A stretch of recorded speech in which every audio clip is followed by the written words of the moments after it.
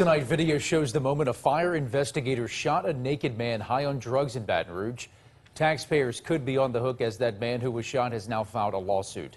The investigative unit with new video and reaction from attorneys representing him. Michael Damon Williams has a lengthy criminal history. In January, his lawyers admit he was high on drugs when he was causing problems again. But a BRFD investigator shot and paralyzed him. Taxpayers could have to shell out big over the shooting that was captured on camera. This is brand new video obtained by WBRZ that shows 32-year-old Damon Williams trying to break into a BRFD arson investigator's truck. You see him use a bag to hit the window. It eventually shatters. Investigators say an AR-15 rifle was on the front seat, and before Williams could grab it, the fire investigator shot him. What does he say about breaking into that car that day and getting shot? Obviously, he's remorseful. He didn't break into the car, but he realizes that he was in a battle with substance abuse, as many of our loved ones have, and certainly if he had to live that day again, that day wouldn't have happened. But again, he'd like to be walking.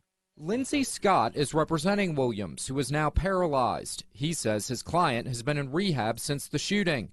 Tonight, Scott and attorney Joseph Long called the shooting problematic. That he was cleared criminally. I mean, they found he did nothing wrong in this case. Well, Chris, as you know, the standard in a criminal proceeding is a lot higher, beyond a reasonable doubt. We need to show beyond a preponderance of evidence that it's more probable than not that this officer's use of force was excessive. The video stops rolling before you can see aid being rendered, but arrest documents show when the fire investigator went to help Williams, Williams managed to jump up, grab the AR-15, and point it at the fire investigator.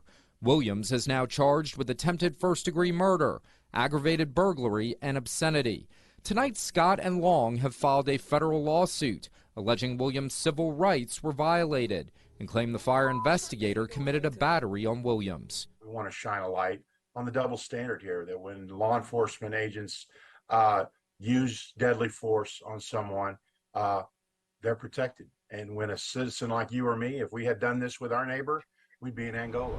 Again, that investigator was cleared of any wrongdoing, and no criminal charges were brought in this case. From the public safety perspective, with this guy already on mind-altering drugs, do you think it would have been a good idea if he got hold to the weapon that was in the car? Obviously not. It would not have been a good idea for him. But that's the reason officers go through training, to make a intelligent, trained, calculated assessment as to possible risk. And as Joe indicated, there's no evidence at all that this officer tried anything other than use excessive force.